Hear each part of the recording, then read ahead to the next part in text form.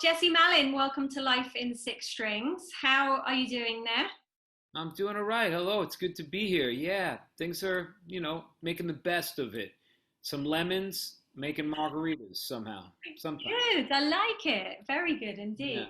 So, why do people call you the mayor of the Lower East Side? Where did that come from?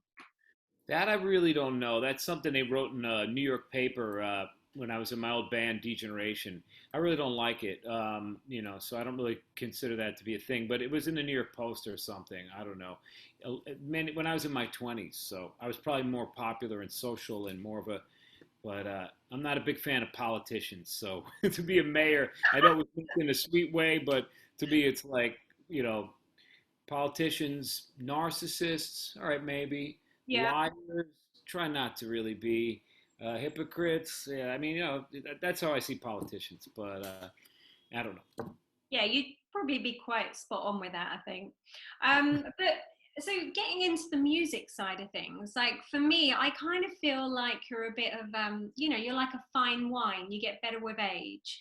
Absolutely adore your last album, Sunset Kids.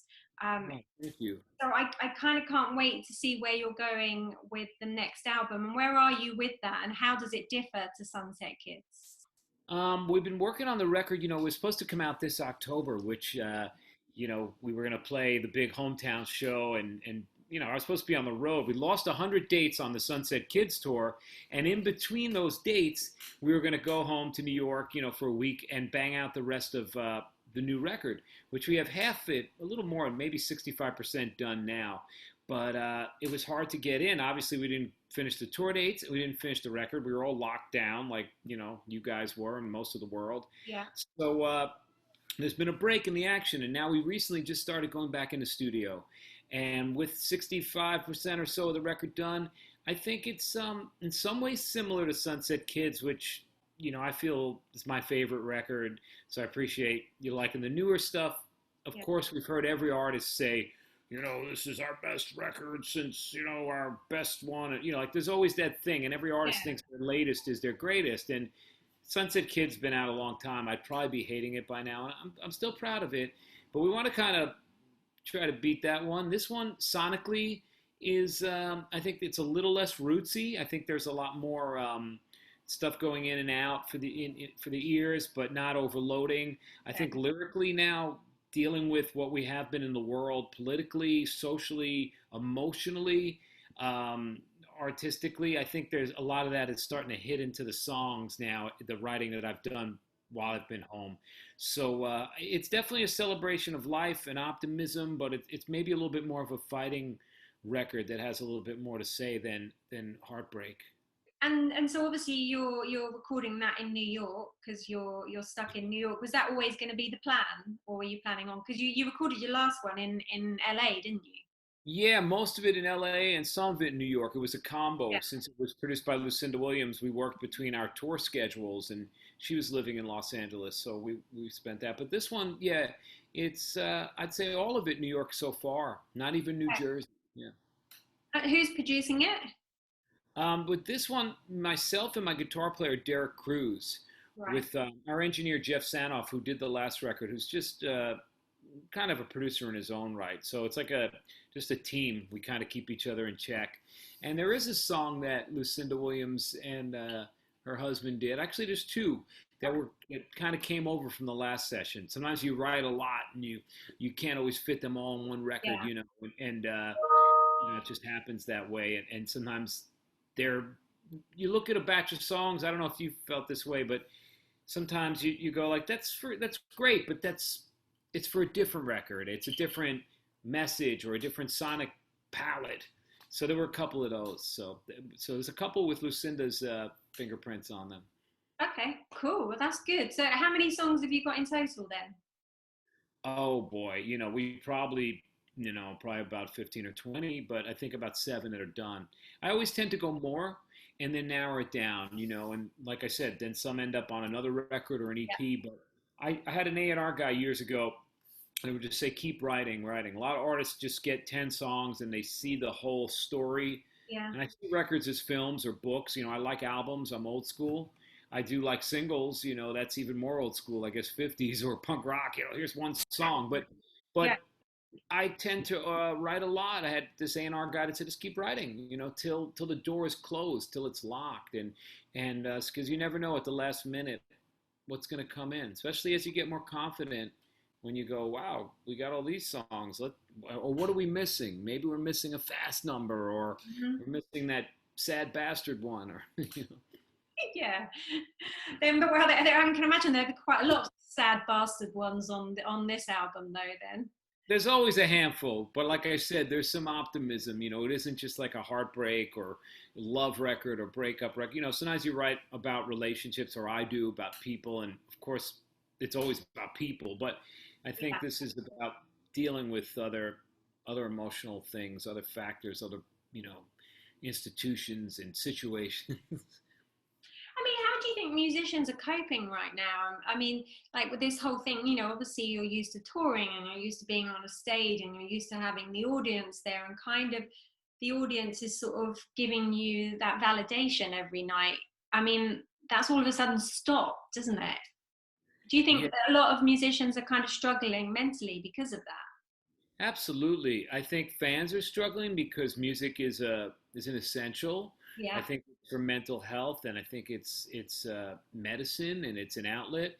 And I think as artists, we're not looked at as essential workers, but literally, we go out there and we're part of. Look at New York City, where I live. You wouldn't want to live in some little shoebox and spend $3,000 a month just to sit in your little shoebox. You live here and spend that money so you can go out and go Yeah. to a play, or go to a movie, or go to a rock show. And there's the fact that artists can't tour. And a few years back now, we lost our income from record sales in the digital age. So live music, touring, merch that you sell at shows.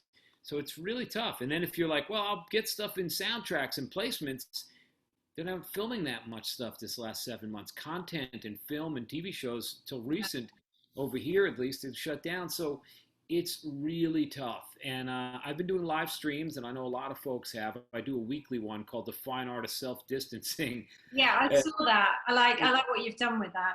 Yeah, it's grown from my apartment to now we do it with a band and in a club. But we're still playing the cameras. We're still, you know, like some pornographic entertainment cam girls or guys. Like but we got used to it. You could feel that there's people out there, and we're making the most of it. And I try to make it more like a variety show. We do play a concert or whatever, but there's show and tell, and there's somebody on my chat, and we do albums and we do covers, and we try to give it a theme. And then I bring other folks on, like you're doing here, where I have the chat with somebody, and I add them. I saw your Debbie Harry one actually.